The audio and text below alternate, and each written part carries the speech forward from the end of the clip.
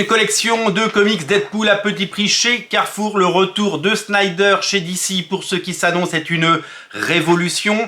Evangeline au cinéma et Kraven repoussé au calanque grec. Bienvenue dans l'Actu Comics, votre émission d'actualité comics qui vous raconte toute l'actu comics venue des quatre coins du globe, des États-Unis, de France, du marché français, des comics papier, du cinéma, de la télé. C'est votre émission de référence pour, bien entendu, avoir toutes les infos qu'il faut. Peut-être que vous avez vu passer l'information. J'ai vu des photos sur les internets. J'ai pas encore eu le temps de les regarder. Panini a fait une collection de 10 titres Deadpool en amont de la sortie du film Deadpool Wolverine. 10 titres à 2,99, un prix absolument imbattable, avec des choses comme le Deadpool de Joe Kelly et Ed McGuinness, puisque en effet vous allez pouvoir redécouvrir bien, les premiers numéros de la première série régulière. Vous allez pouvoir également découvrir les comics réalisés par Ian Churchill, mais aussi les Deadpool Corps de Rob Liefeld parmi une sélection de 10 titres à 2,99. Alors à ce prix-là, vous ne prenez absolument aucun risque, même si la qualité d'édition n'est pas au top et même si ces titres sont peut-être vus et revus pour certains, le grand public va les découvrir à ce prix-là. Sur les photos que j'ai vues, il y avait une énorme mise en avant avec PLV, avec vraiment beaucoup de références et énormément d'exemplaires. Ce qui prouve qu'il y a une véritable volonté de coller à l'actu et de proposer tout ça. Alors moi je me souviens, quand j'étais libraire, eh bien ces collections avaient le don de me sortir par les trous de nez, parce que je le sais très bien que ces collections qui sont vendues chez Carrefour ne font pas venir des lecteurs dans les boutiques traditionnelles et dans ces boutiques qui souffrent quand le pouvoir d'achat est en berne, vous le savez, et c'est surtout que ça crée de la confusion, parce que certaines personnes ne pensent, à juste titre, ne comprennent pas qu'il y a des titres à 2,99 et à côté des bouquins à 35 balles, en disant mais qu'est-ce qui se passe, 35 balles c'est du vol, etc. Donc c'est vrai que c'est des collections qui, en tant que libraire, avaient le don de m'agacer, parce qu'on n'y avait pas accès tout simplement, et que avoir des petits prix, c'est très important pour conseiller des choses aux nouveaux lecteurs. Et à l'époque, il n'y avait pas de Urban Nomad et il n'y avait pas de Panini Pocket. Maintenant, ça a changé, puisque les Panini Pocket existent et qu'ils marchent très fort, et que les Urban Nomad, certains ont cartonné. La cour des hiboux, 17 000 exemplaires, c'est le dernier chiffre que j'ai en date. Je sais que Fables a très bien marché également dans cette collection. Donc je trouve réjouissant de voir que il y a des collections destinées à la grande distribution, parce que c'est important d'avoir des petits prix et de pouvoir démocratiser le comics, je l'ai toujours dit, et puis on l'a vu avec le succès vraiment récent de la collection Marvel Action dans les 48 heures de BD, plus de 5000 exemplaires vendus pour ce Spider-Man. C'est important d'avoir des petits prix, c'est une clé d'entrée, et en l'absence de kiosques, puisque les kiosques n'existent malheureusement plus, et bien pour recruter des nouveaux lecteurs, rien de mieux que ce type d'opération commerciale. Alors ces types d'opérations commerciales, elles sont pas là pour vous offrir les plus beaux livres qui soient, elles sont pas là pour fidéliser, elles sont là pour découvrir, ce sont des offres promo. Je vous l'ai déjà dit, c'est un coût pour l'éditeur, c'est-à-dire que en gros le but il n'est pas de gagner de l'argent, même peut-être qu'ils en gagnent un peu, je n'en sais rien. Le but, il est surtout de faire connaître et peut-être recruter des nouveaux lecteurs, et rappeler que ces comics que vous voyez au cinéma, ces personnages, existent en papier. Et si une famille va au cinéma voir Deadpool Wolverine, ils n'ont pas forcément envie de se taper un comics Deadpool en fond de rayon dans une librairie ou dans un magasin culturel. Par contre, dépenser 2,99, le mettre un comics dans le caddie, ça n'impacte pas trop le ticket final des courses, et ça peut faire plaisir, et peut-être que ça peut créer des vocations. En tout cas, ça nous rappelle que les comics sont disponibles. Donc il faut applaudir des deux mains toutes les initiatives, évidemment à petit prix, même si elles ne sont pas pour les vieux briscards comme nous, ces lecteurs qui avons des éditions un petit peu plus coûteuses et de collectionneurs.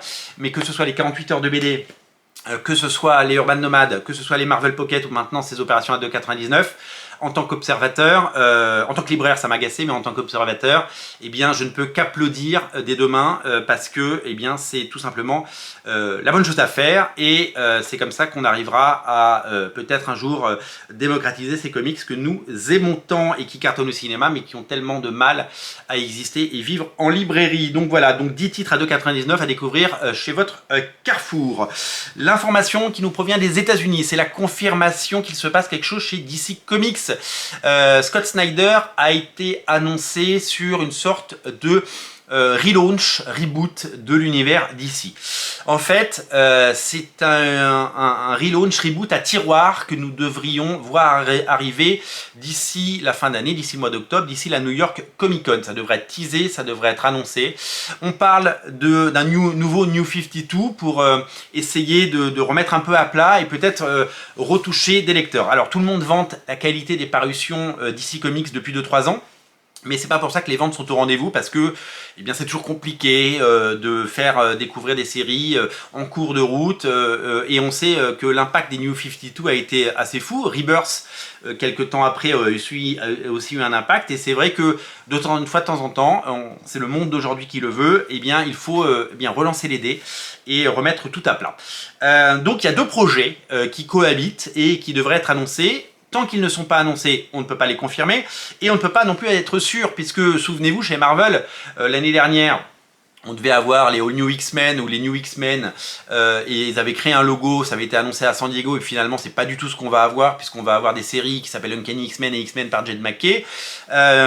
Donc finalement ils ont changé leur fusil d'épaule en cours de route. Là, ce qu'on sait, c'est que Scott Snyder devrait revenir. Vous savez qu'il a fait énormément de séries, elles sont éditées actuellement chez Delcourt, il a fait pas mal de séries, il s'était un peu éloigné du super-héros, mais il a envie de revenir au super-héros, et que visiblement il serait à la fois scénariste de retour chez DC, mais aussi l'architecte de ce nouveau départ pour pouvoir séduire les nouveaux lecteurs, mais aussi séduire les lecteurs de toujours, ceux qui bien entendu font vivre les comics toute l'année. Le but, il est de redonner un véritable coup de frais dans tout ça.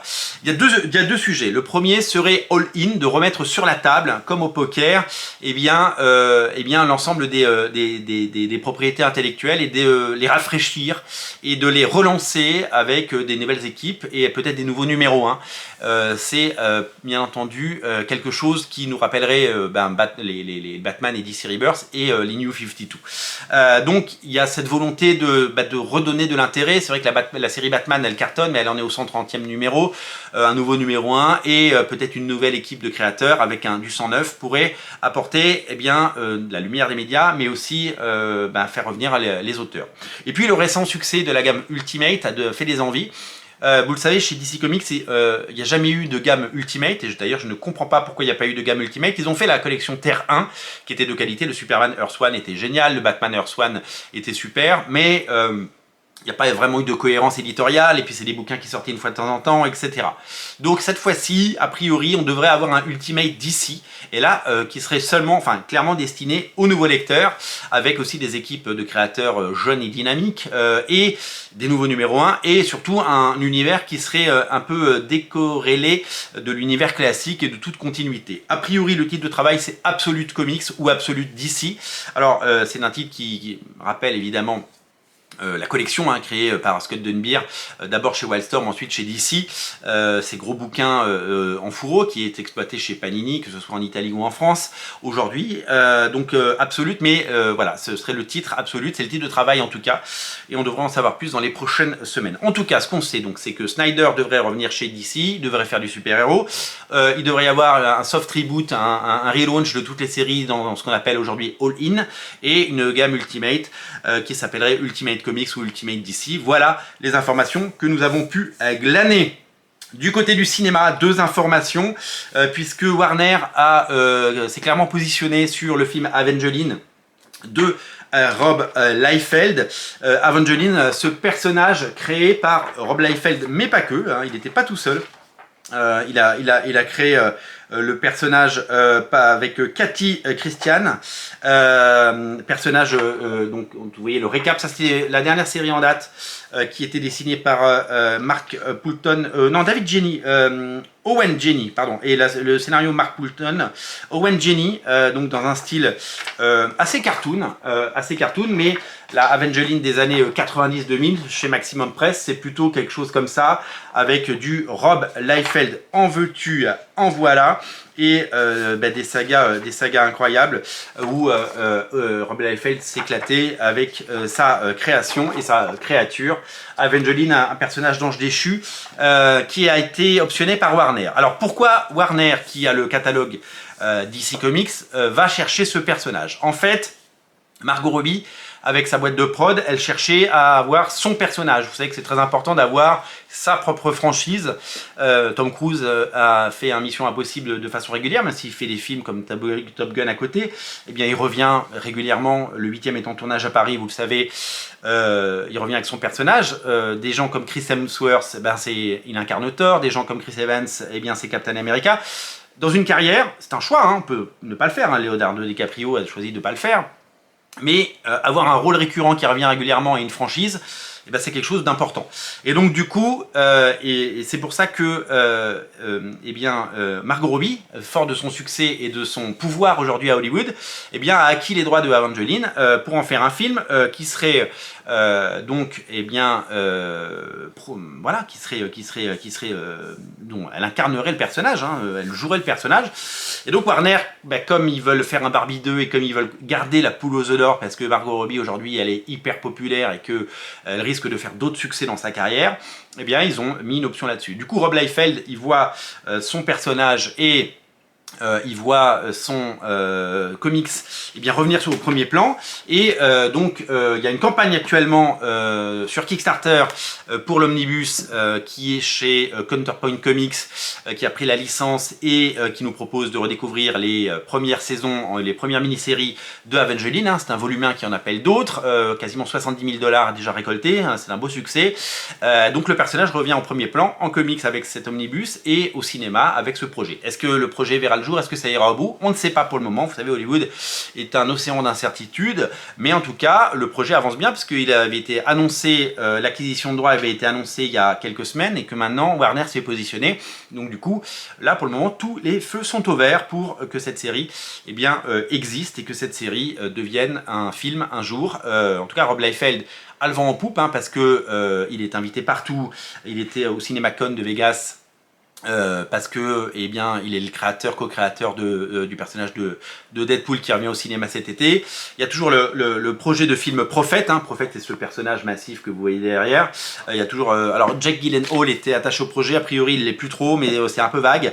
On n'a pas trop d'informations, mais en tout cas Rob Liefeld fait ce qu'il a toujours voulu faire, c'est-à-dire met un pied à Hollywood et vend les droits de ses personnages pour pouvoir continuer à les faire vivre. Des personnages qu'on retrouve quasiment tous dans sa série Last Blood, qu'il vend exclusivement sur sa chaîne et sur sa boutique Whatnot. J'ai pas réussi à faire l'acquisition. En fait, en gros, si vous voulez vous acheter un numéro 1 de Last Blood, quand il en met en vente, il faut compter pas loin de 100 €. Voilà, 100 € pour 22 pages, parce qu'il fait des variantes, parce qu'il les vend 70 balles, parce qu'il y a 30 balles de port, plus de la douane, ça vous fait 100 balles en gros pour acquérir cela. J'aimerais bien en avoir un, mais c'est très compliqué pour le moment. Autre information cinéma, c'est le décalage par Sony du film Kraven. Le film Kraven qui, comme Morbius avant lui, comme Madame Web avant lui, est une nouvelle fois décalé. A priori, j'ai cru lire que c'était la 3e fois qu'il changeait de date.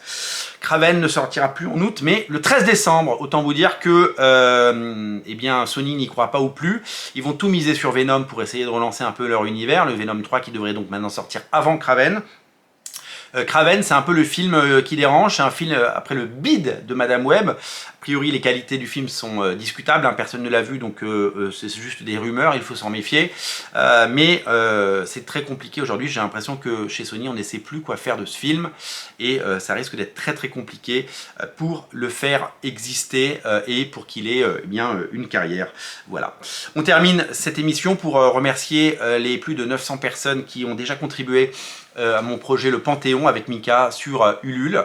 On est à plus de 240% de l'objectif. On devrait atteindre les 300% qui est un peu l'objectif ultime, même si on a un super maxi banco d'objectifs à 400%. Je ne sais pas si on y arrivera.